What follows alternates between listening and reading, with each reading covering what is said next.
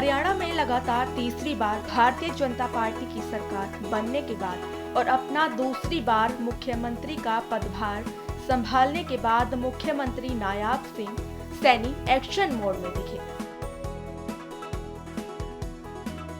CM Saini ने सभी वर्गों को ध्यान में रखते हुए पहली बार कैबिनेट बैठक में धड़ाधड़ फैसले लिया।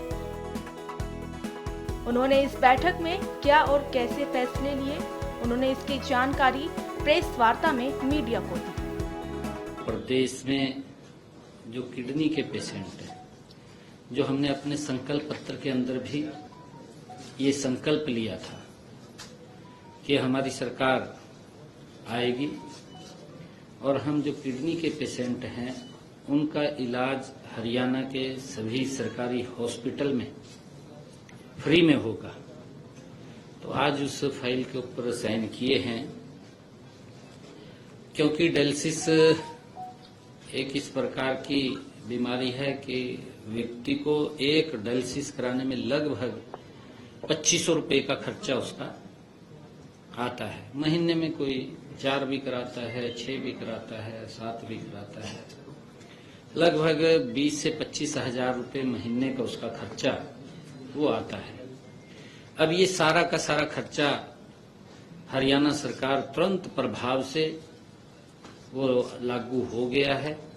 हरियाणा प्रदेश के किसी भी हॉस्पिटल में अब व्यक्ति को ये खर्च नहीं उठाना पड़ेगा।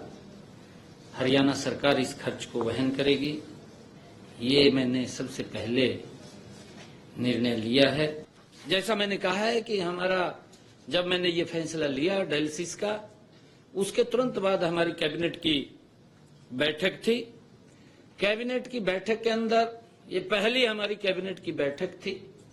माननीय सुप्रीम कोर्ट के उस फैसले का हमारी कैबिनेट ने वो सम्मान किया है। जो एससी में वर्गीकरण का मामला था, वो तुरंत उस माननीय सुप्रीम कोर्ट के फैसले को सम्मान देते हुए हमने ये फैसला किया है कि जो वर्गीकरण के ऊपर माननीय सुप्रीम कोर्ट ने कहा था, आज से ही लागू करने का फैसला हमने लिया है। हमारी सरकार गरीब कल्याण को समर्पित रहेगी, अन्नदाता के विकास और समृद्धि के लिए काम करेगी तथा नारी शक्ति को और मजबूत करने का काम करेगी।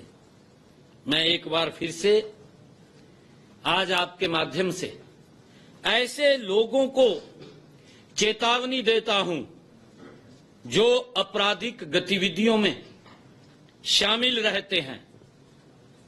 वे या तो प्रदेश छोड़ दें या फिर सुधार कर लें, नहीं तो सुधार हम कर देंगे।